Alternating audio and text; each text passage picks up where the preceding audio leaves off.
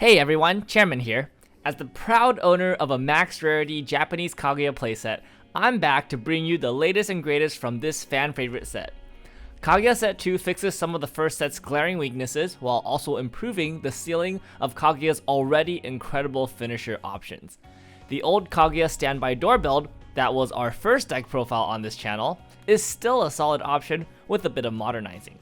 However, since the English release of Kaguya 2 comes with these special PR cards that Japan got with their rerun, I want to showcase a deck that fully utilizes some of the incredible power that these PR cards enable. Let's get right into it. I mentioned Kaguya Set 1 having some glaring weaknesses. For those of you not familiar with that set, it had almost no universal milling options at any level and awful options when it came to level 1 advantage combos. If these issues discourage you from getting into the set, then be glad to know that the issues are no more. Kaguya got a fantastic level 0 3500 power beater that can mill up to 3 cards for free while adding events to your hand, and there are now several level 1 combos that are worth considering. The best one is Unfading Memories Kaguya, which searches or salvages the 1-0 blue event on a day of the full moon when you play the climax.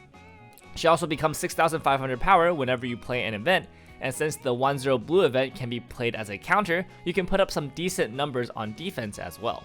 The 1-0 blue event is your standard Torch or Hestia Knife top check 4 add 1 character event, but it's also part of a 4 event package that all go to memory to enable certain effects. Let's go over the other events quickly. Student Council Election gives 2 Shuqing characters 1500 power and salvages any Shuqing. Photo Shoot adds the top card of your deck if it's an event or Shuqing and gives all your Shuqing 500 power during your turn while in memory. And Words of Parting gives a Shuqing Hexproof, which cannot be targeted, and On Cancel Musashi Burn, which is to mill the top card of your deck and burn the mill card's level +1. Long ago, these events lived in harmony, and only Kaguya, master of all 4 events, could... What do you mean it's too soon for Avatar references?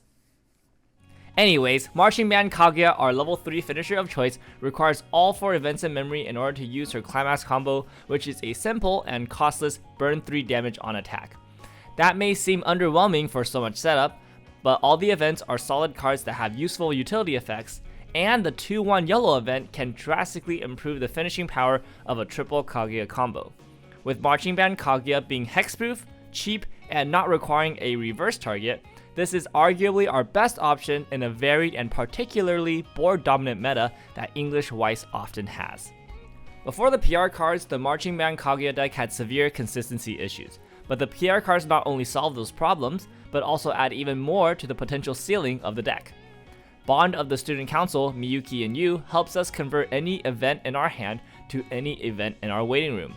Perfect for switching the blue events we get from the combo into red events to salvage and loop the Kaguya combo again. The boys PR can also be sent to stock when an event is played, which not only offsets the cost of swapping events, but can also be used in final turn scenarios to meet the stock threshold for a full combo. We can also activate that effect on the opponent's turn by using the blue event, which can be an efficient play that also denies a reverse target. Next, Bond of the Student Council, Kaguya, Chika, and Miko is a card that's so pushed it almost looks like a card from a different TCG. On play, you can swap any of the 3 red or yellow events with any of the 4 events in your waiting room, allowing you to easily fulfill condition for Marching Band Kaguya. You can also do some fancy combos to reuse events in situations when there's only one available by swapping it out and then grabbing the event from the waiting room with the boys PR. The girls PR is also a helmet. The second effect is to discard 1 card from hand and send itself to the waiting room to salvage any Shuqing, also known as the helmet Kanata effect. Very useful effect, especially on the final turn to grab the last 3-2 Kaguya we need or any other piece of the combo. Outside of the combos and event related stuff, we're running our usual suite of level 0 utility cards. 4 copies of Vice President's Pride Kaguya, the 3500 event Komei I talked about earlier. Great turn 1 play and does everything the deck wants at level 0. We have a lone Marching Band Ai as an additional going first play. She's both a free runner and an on-play pay 1, clock a Shuqing from waiting room to draw 1. Because she doesn't clock from the top of our deck, we can use any top check utility to guarantee the card we're drawing from her effect. Very neat. Next is 4 copies of Supreme Bliss Chika from the first set. our banlist choice, and an insanely good card now that we have a good level 1 combo to search. 3 Marching Band Chica is our brainstorm of choice, a salvage brainstorm version of the Hestia brainstorm from Danmachi. Whenever we play an event, we can draw 1, discard 1, giving this deck great draw power on both players' turns combined with our blue events. Our other back row card is Angelic Small Kaguya. Global 500 power, and whenever we trigger a Pants Climax, we can discard 1 card to look at up to 2 cards from our deck, add up to 1 of them, and discard the rest. The 500 power is relevant in matchups and the mirror, and the ability to filter whenever we trigger a Pants Climax helps us keep climaxes in rotation while digging for events we need. Lastly, at level 0, we have the Stock Swap Twin Drive and Climax Swap Kaguya from set 1, pretty standard. Our secondary attacker at level 1 is Kaguya wanting to undress him, which gets 1500 power and on-kill stock from the top of our deck with a climax. This deck appreciates that extra bit of stock generation, and there are no shortage of climaxes to play with in 8 pants. If you don't feel like stock is an issue, you could try Accumulated Strength Kaguya, which combos with the same climax as the level 1 combo and can hard remove opponent back row cards, which can be devastating in some matchups.